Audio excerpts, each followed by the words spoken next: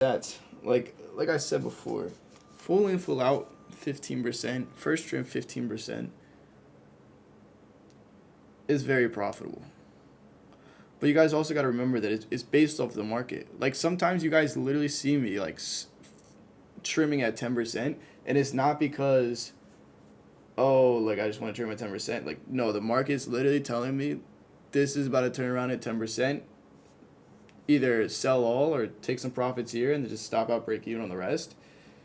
But it's only in like certain circumstances, because you guys have seen sometimes it'll go to like 10, 11%.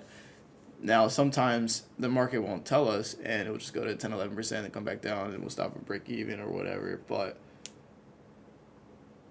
on those rare occasions when we're able to tell based on the time of sales, how everything's setting up, that it is going to stop here and there's a very high probability of stopping at this 10%, or we had a huge move and we only got 10% and it's not really moving like that, then that's when I'm just like, I'm going to sell at 10% or something. But I usually wait for that 15%er for sure.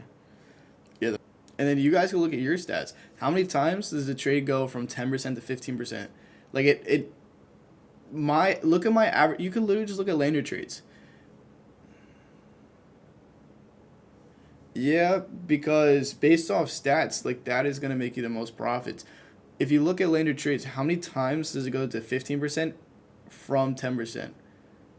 Like most of the time, it's not gonna stop at 10%. Every winning trade for the most part is going 15 plus. That's why I say if your average gains is under 10%, you're doing something absolutely wrong and you need to fix that as soon as possible.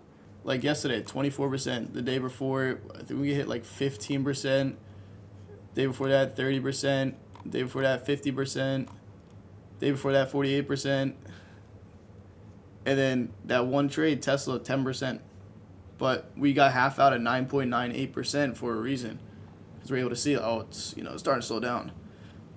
Tesla 15%, 29%, 40%, 26%, 50%, 40%, 15%, 22%.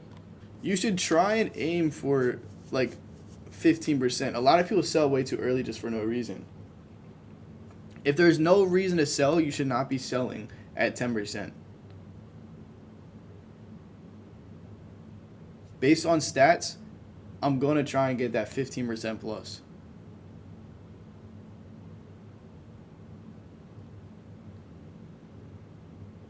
My first term is always 50%.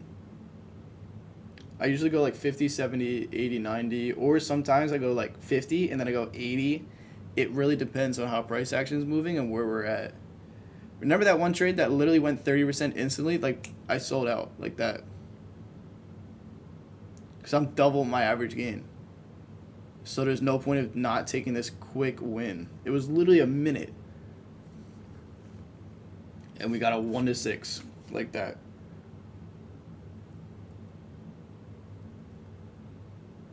But you shouldn't get scared because we have the stats to back up everything that we do. Like that's basically like what I try and instill in you guys. Like if everything is stats based, then you have no room for emotions because everything is just systematic and for a reason. Yeah, no, 100%.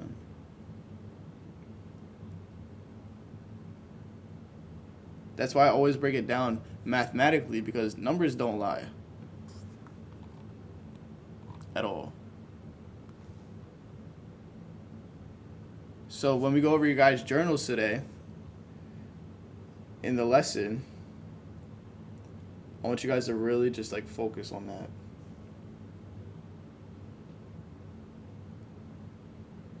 Yeah, numbers are literally numbers.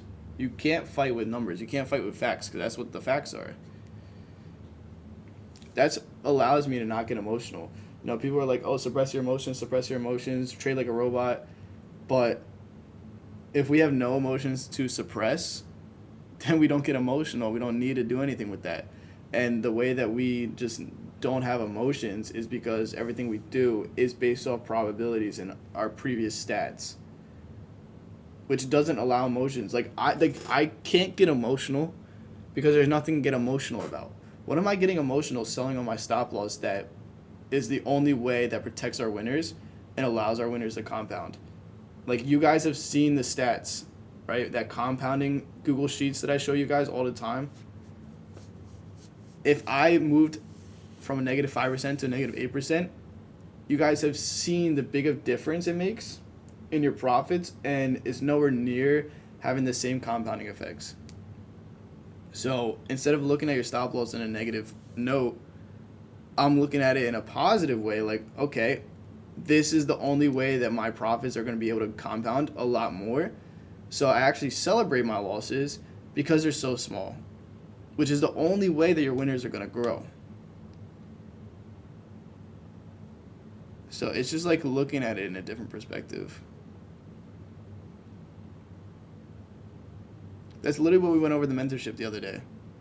Psychology. Emotions equals money, right? Where you guys have to remember that equation. If we figure out how to detach from the money, then we get rid of the emotional part of trading. And it's just like, I think we do a pretty good job of detaching from the money because we're not even thinking about the money. We're thinking about everything in stats. The money is just the outcome of just following our stats and following our system. Which is why I didn't take a single trade today. Why am I going to force something? Again, you guys have seen the Google Sheets of compounding when you guys have seen the difference from a 40% win rate, a 50% win rate, and a 60% win rate. They have huge differences. Let me bring it up.